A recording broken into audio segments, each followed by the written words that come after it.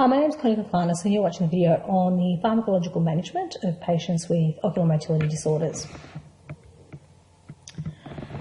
In relation to pharmacological management, we have a few options that we can prescribe our patients where appropriate. In terms of eye drops, there's two types of eye drops that we prescribe, cycloplegics or miotics. Miotics are rarely prescribed, so we're more often prescribing cycloplegics. And for cycloplegics, we generally prescribe atropine when we're prescribing for ocular motility disorders. We don't prescribe drugs such as cyclopentolate or any type of mydriatic.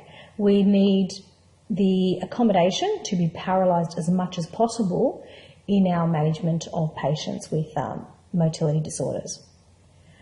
Another option we have is botulinum toxin, otherwise also known as Botox. You'll be aware that this is a potent neurotoxin which results in blocking the conduction of nerve impulses. So effectively, it weakens an extraocular muscle when you inject it into an extraocular muscle. In concomitant strabismus, because the patients usually have a horizontal deviation, X or ESO, the Botox is injected into either the medial rectus or lateral rectus. Let's go through each of these options and we'll commence with the cycloplegics. By now you're well aware that we prescribe atropine in the management of patients with amblyopia as part of pharmacological penalisation. There are a couple of other instances that we can prescribe atropine. One is if we have a child who is not tolerating a high plus prescription.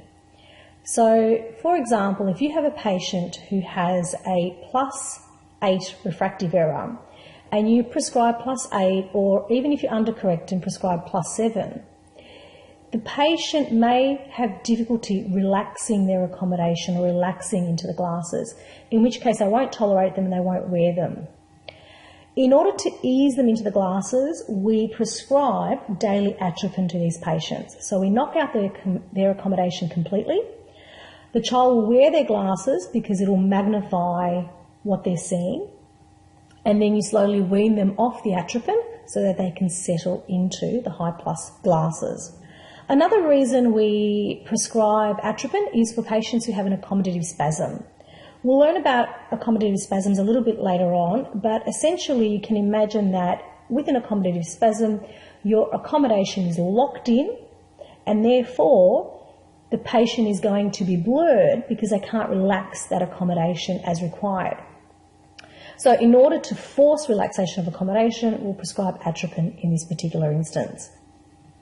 Let's move on to miotics. Miotics today are very rarely prescribed, but I think it is worthwhile understanding why and when you might consider the utilisation of miotics. One is, in the very distant past, miotics were used in the management of amblyopia, and it was essentially to enhance the effectiveness of the amblyopic eye frenea during occlusion. Now, there is no strong evidence to suggest that this is worthwhile, and generally orthoptists and ophthalmologists do not utilise miotics in the management of amblyopia. The other reason you can use miotics is with patients who have accommodative strabismus, and specifically they have a convergence excess esotropia. So you don't prescribe it on any type of strabismus, it's specifically for the patient with a convergence excess ET. What the miotic does in this instance is that it induces accommodation by direct action on the ciliary muscle, which means that because you're having direct action on the ciliary muscle, the usual synkinesis that we see does not occur. We don't get the associated convergence that usually occurs with accommodation, because the action of the drug is such that it peripherally stimulates accommodation. In these patients, it's thought that the miotic treatment or repeated miotic treatment may assist that patient in maintaining BSV later on. However, the research tends to suggest that miotics are not as effective as utilising bifocals in this particular population of patients. Moving on now to Botox. Botox is more commonly used in concomitant strabismus, so we'll discuss it more next semester, but it can be used in patients who have a concomitant strabismus. Essentially, Botox is injected into the muscle, and we can see here that the Botox is being injected into the medial rectus, which is being held by the forceps. Now, in essence, the Botox weakens or paralyzes the muscle or the extraocular muscle that you've injected.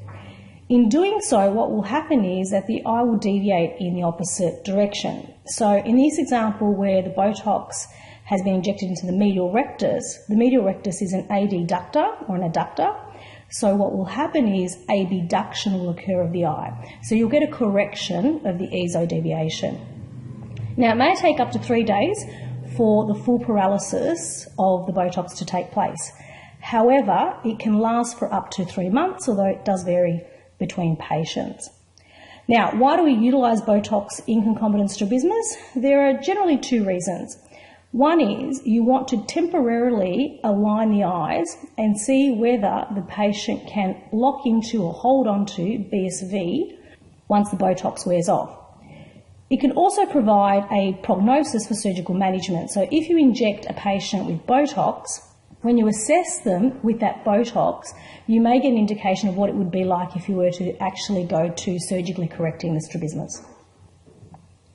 Okay, that brings us to the conclusion of this video. Thank you for watching.